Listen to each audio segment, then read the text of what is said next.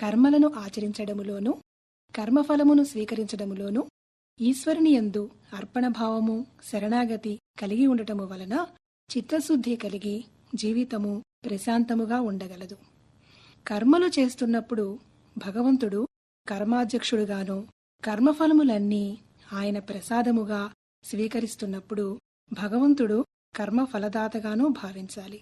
మనము ప్రతినిత్యము ప్రపంచముతో సంబంధము పెట్టుకుని వ్యవహారములు చేస్తున్నప్పుడు దేవాలయములో ప్రసాదమును తీసుకున్నట్టుగా భావిస్తూ జీవించడము చాలా కష్టము. మనకు ఇష్టములేని కర్మఫలములను, దుఃఖమునకు కారణమైన కర్మఫలములను చిరునవ్వుతో స్వీకరించడము అసాధ్యమనిపిస్తుంది. ఎందువలన ఆ విధముగా ఉండలేకపోతున్నాము? మొదటగా ప్రసాద బుద్ధి అనే భావము ఎప్పుడు ఎక్కడ కలిగి ఉండాలో బాగుగా ఆలోచించుకోవాలి. దేవాలయములో మనము ప్రసాదమును స్వీకరించినప్పుడు నేను భగవంతుని భక్తుడను, నేను ఇంజనీరును అని అప్పుడు అనుకోను. మనము దేవాలయము నుండి బయటకు రాగానే బయట ప్రపంచముతో గల సంబంధములను జ్ఞాపకము తెచ్చుకోవడము ప్రారంభిస్తాము. నేను ఫలానా వారికి కుమారుడను, నేను మిల్లు యజమానిని అనే భావములు మనసులో మెదులుతాయి. తరువాత మిల్లులో లాభం వచ్చినప్పుడు పొంగిపోవడము, నష్టం వచ్చినప్పుడు కృంగిపోవడము జరుగుతుంది. అటువంటప్పుడు అన్నిటికంటే ముందు నేను భగవంతుని భక్తుడను, దాని తర్వాతనే మిల్లు యజమానిని, దానికి సంబంధించిన విషయములు, ఇది అప్రధానము.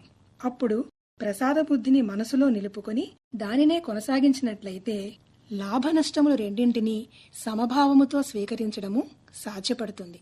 ప్రాపంచిక వ్యవహారములలో లీనమైపోయి వాటిలో పూర్తిగా నిమగ్నమైపోయినప్పుడు భగవంతునితో కలిగిన సంబంధము మొదటిదని మరిచిపోతాము. ఈ విధముగా ఎందుకు జరుగుతుంది? తాను మిల్లు యజమాని అని, దానికి సంబంధించిన విషయములు ముఖ్యమైనవని, దానికి కలిగిన లాభనష్టాలు తనవిగా భావించడం వల్లనే అని గ్రహించాలి.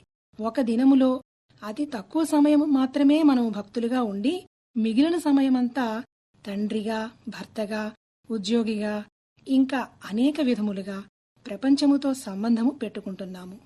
ఈ విధముగా ప్రపంచముతో గల సంబంధము బలపడటము వలన ఈ సంబంధమే భగవంతునితో గల సంబంధం కంటే సత్యమైనదిగా భావిస్తున్నాము.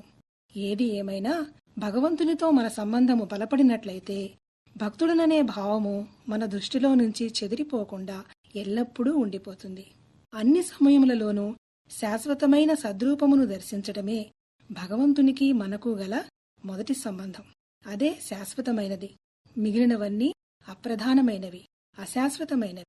మనం జన్మించిన మరుక్షణము నుండి ప్రపంచముతో సంబంధములు ప్రారంభమై మరణముతో అంతమైపోతాయి. కాని ప్రతి జన్మలోనూ భగవంతునితో గల సంబంధము మాత్రము మారుటలేదు. ఈ నిత్య సత్యానుభవమునకు వ్యతిరేకముగా మనము ఈ ప్రపంచముతో సంబంధం పెట్టుకుని అవి ఎప్పుడూ ఉండాలని భావిస్తూ మనంతట మనమే దుఃఖములకు వశమైపోతున్నాము.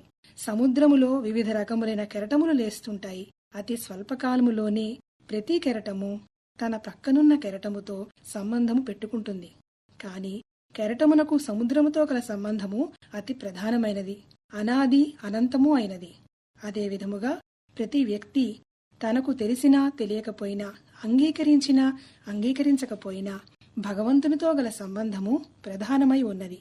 దీనిని గురించిన అజ్ఞానమే మనకు కలుగుతున్న సర్వ దుఃఖములకు కారణమవుతోంది. తాను భక్తుడననే భావము కలిగిన సమయములో ఆ వ్యక్తి తాత్కాలికమైన శాంతిని పొందుతున్నాడు.